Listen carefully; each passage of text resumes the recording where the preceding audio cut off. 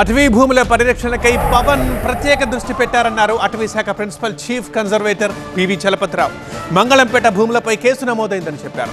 మంగళంపేటలో 74 ఎకరాల అటవీ భూమిలో 32.63 ఎకరాల భూమి ఆక్రమణకు గురైందన్నారు. భూ ఆక్రమణలపై ఇప్పటికే పీఓఆర్ నమోదు చేశామన్నారు. ఈ అంశం కోర్టు పరిధిలో ఉందని, కోర్టు డైరెక్షన్ మేరకే తాము నడుచుకుంటామని అన్నారు. అటవీ భూ ఆక్రమణలపై ఎవరిని వదలబోమని, చట్ట ప్రకారం చర్యలు తీసుకుంటామని అన్నారు చలపతిరావు.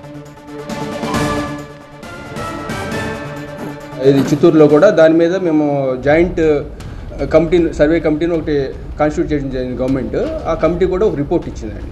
సో ఆ రిపోర్ట్ ప్రకారం ఏంటంటే 32.63 ఏకర్స్ ల్యాండ్ మన ఫారెస్ట్ ల్యాండ్ ఆక్యుపై చేయడం జరిగిందని మాకు నిర్ధారణ అయిందంట. మన కమిటీ రిపోర్ట్ చేసింది. దాని మీద మాది ప్రిలిమినరీ అఫెన్స్ రిపోర్ట్ అని మన ఫారెస్ట్ యాక్ట్ ప్రకారం పీఓఆర్ బుక్ చేసేసి దాని అంతా ప్రాసిక్యూషన్ కోసం కోర్టులో ప్రొడ్యూస్ చేసిన జరిగిందండి.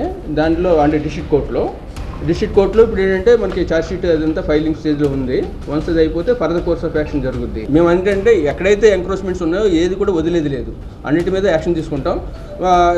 ఆ సర్వే అంటే ఆ ప్రాసెస్ ఫాలో అయ్యి చేస్తామండి. ఆ కేసు పరంగా ఏమున్నాయో దాంట్లో అధికారులు ఎవరున్నా కూడా ఉపేక్షించేది లేదు. ఇప్పుడు మన ఆనరబుల్ డిప్యూటీ సీఎం గారు చెప్పేది ఏంటంటే ఎవరిని ఉపేక్షించవద్దు, ఐరన్ హ్యాండ్తో డీల్ చేద్దామని.